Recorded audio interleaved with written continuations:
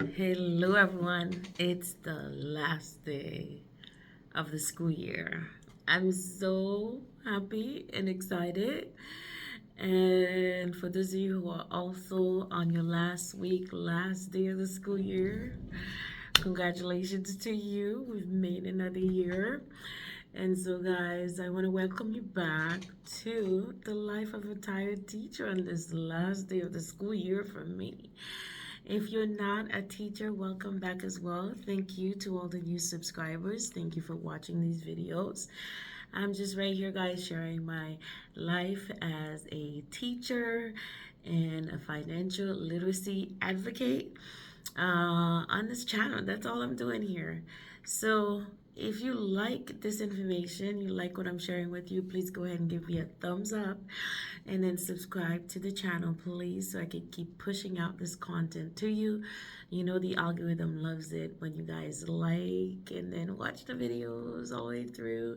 And do engage, please. Give me some comments. Let me know what's going on, where you're watching this video from. It would be nice. So I just wanted to take a moment, guys, and just talk a little bit about being a tired teacher. If you are one of those tired teacher and you're at the end of the school year and you're celebrating like right now, I'm so happy for you. But this is also a good time, guys, to take inventory of where you are with your career, because obviously it's been a very, very long year. And, I'm going to mention this, but the pandemic took a toll on us. And so I think, we're slowly getting back to where we were. And obviously, some things have changed and changed, guys. People don't adapt quickly. A lot of people don't. And so change is a good thing, can be a good thing sometimes. And so at the end of the school year, you have to think about what happened and what can I do to improve for next school year and how do I want to go forward with my career. For me, it's all about let me take an inventory of where I'm at and let me assess the situation that I'm in. Now, this year we had some of our colleagues, my fellow colleagues, leave the classroom because they felt it was time. It was just time for them to leave. I know one particular colleague who's been in the profession for about 10 years, and this individual was offered a higher paying gig. And so I was asked, what do you think? My opinion was asked. And so for me,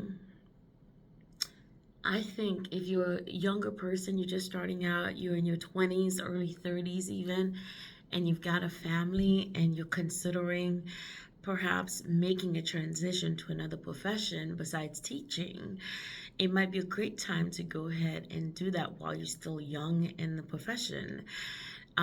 Because obviously, guys, you got a lot of time in front of you to do really well in another career.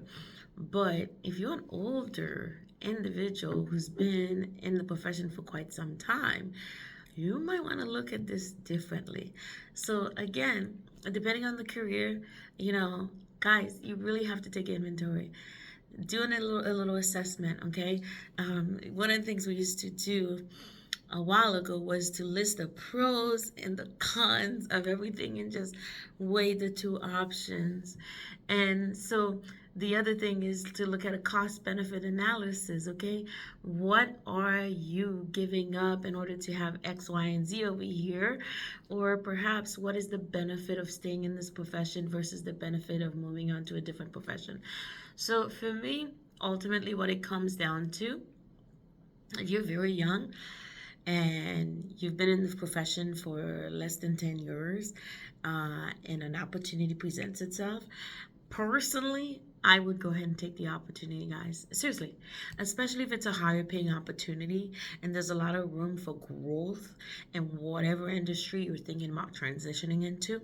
If you're having a really difficult time making that decision, again, sit down, think about it, look at the cost benefit analysis, guys, look at the pros, look at the cons, and what am I going to trade this off for? Now, being in education, obviously you have time off, you have some flexibility in terms of the holidays, you get a lot of major holidays off. Okay, yes, Depending on the state you're in, you may not be getting paid well. Okay, that's a big one to really consider. And if you move into industry, into a corporation, is the corporation going to give you that flexibility? Are they going to be paying you more money?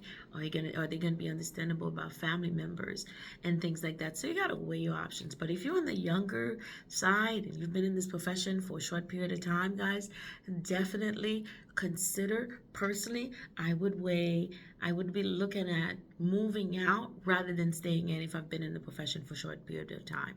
And of course, don't forget, you do have money in the system. So if this is something you're contemplating, make sure you get in touch with your education department to make sure you get your retirement money either rolled over, or you go ahead and leave it there until such a time when you feel like you need to go ahead and withdraw that money. Remember, you are entitled to that money. Your pension fund, especially if you're vested in it, you are entitled to that money. Now, on the other hand, guys, if you've been in the profession for like 10 plus, 15 plus, 20 plus years in this profession, personally, guys, at this point in time, I would look at staying in it and getting it done and over with. Get to that 30 years or 20 years or 25 years, whatever profession you've been in, and you're looking and you're like, oh my God, I can't take another day. I can't take another day. Like if you've got 28 years and you got 27 years in, like, I can't take another day. I can't take. No, no, no, no, no, no, no. Don't leave that sitting in the table. Find a way to go ahead and finish it out, guys. Just finish it out. And if you're very young, like some people I know, they're 51, okay, and they've been in the profession for like 30 years. At 51, you're still very young. You can easily retire from this profession. I'm talking about education. You can retire from the profession and transition to another line of work. So you still have plenty of time. You collect your pension while you're doing another line of work. And so, guys, for the people who are like myself, I am at the end of my profession. So if I'm thinking at this point in my life, I've done so much work in this profession, it wouldn't make sense for me to stop working right now, to give up right now and say, oh my God, I can't do it one more day. I'm just going to give up. These kids are horrible. Oh my God, I can't get anywhere with this profession. Nobody's supporting me, blah, blah, blah, blah, blah. But guys, seriously, you've given it 28, 27 years. What's the point in giving up right now? So find a way to go ahead and keep it going, guys. Yes, there are ways, especially summer's coming up. You're going to have additional time on your hand, lots and lots of free time over the summer. For those of you who don't have a part-time job that you do over the summer, you're going to have lots and lots of time to recuperate, to recover, to work on you, on your mental self, okay, your physical self, your emotional self, guys, to get yourself ready. You go and take care of you, do what you need to. If you need to go travel, you need to go to the spa, you need to go camping, whatever you need to go do, go do it so you can put yourself in a position so that when you come back, you don't feel as stressed, you don't feel as overwhelmed. You have a plan in place. Yes, do create a plan for how you're going to manage the next school year if this is something you want to do, okay? So if you're at the end of the career, guys, seriously, I would consider staying instead of leaving. Now, some of you are probably saying, I've had enough. I've had enough. I can't do it one more day, and this is it for me. Now, if you've gotten to that point, I totally understand, guys. You know you best. So if you've gotten to the point where you feel like enough is enough, I'm done with this profession, I'm willing to go ahead and sever ties and move on and retire or transition, I'm happy for you. Congratulations. Let me tell you why I support you. Because your mental health comes first. You have to take care of you. You have to look out for number one. If you don't look out for number one, nobody else is going to look out for number one, guys. So you go out there, okay? If this is what you're willing to do at this point in your life, regardless of how long you've been in the profession, okay? And you're like, enough is enough, I'm done. I support you. Yes, I support you. I'm applauding you. I congratulate you for coming to this decision, guys, because being in education is difficult, okay? It's a very stressful and demanding job. Those people who do it, they do it year in, year out. I mean, I've met people who've been in a profession for 40 years. Personally, I don't know how they do it, but more power to them. So, guys, if you are at that point in your life at the end of the school year and you're like, this is it for me, I totally understand. I congratulate you for coming to this decision. And guys, yes, you should be proud of yourself. Now you just got to figure out, what am I gonna do? What am I gonna do? Am I gonna transition to corporate? Am I gonna go ahead and do something else? For example, the Peace Corps guys. They're always looking for somebody. One of them just came across my timeline the other day. It's a 2.5 year gig and then making it public. You apply for it now by July 1st, and before you know it, guys, by September they will contact you letting you know whether or not you've been accepted. You would sign up for the position for 2.5 years. They would train you to do whatever you need to do in the Peace Corps. That's something you could transition into very easily. They're always looking for educators, by the way.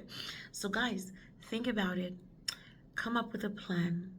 And for those of you who are thinking about it, think about it really hard. We have some great kids. I can attest to that because I've been doing a long time. We have some great kids. I know every once in a while we meet some that are questionable, okay? And we're like, we want to give up on the profession, but don't give up on them, because we have awesome children out there. And some of them, they need us.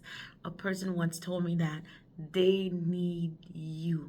They need us. So guys, you may not think that you're making a difference in these kids' life, and come to find out, every once in a while you come across them and they will come up to you and say, oh my God, you said X, Y, and Z to me, and because of you, that's all. That's it. Because of you.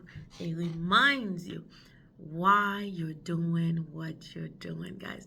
Why you became an educator. Why you're in this profession. Okay? And for those of you who choose to make this your last year, your last school season, okay? Last school year, congratulations. Thank you so much for serving. Thank you for being uneducated, and I applaud you for the work that you do, because the work that we do, guys, it is so much. We are underpaid, undervalued, okay? We do not get paid enough for this profession. But for those of you who say, this is my last year, congratulations. Well done. Great job. If nobody told you that, I am telling you that, because I'm right there.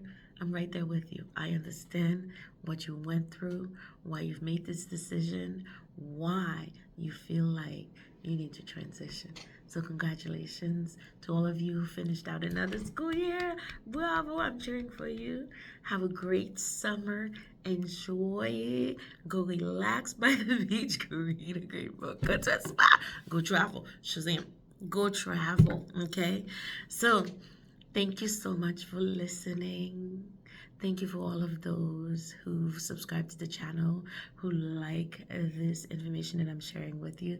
And continue to watch, guys, and continue to like and subscribe for more. Until next time, everybody. Bye-bye.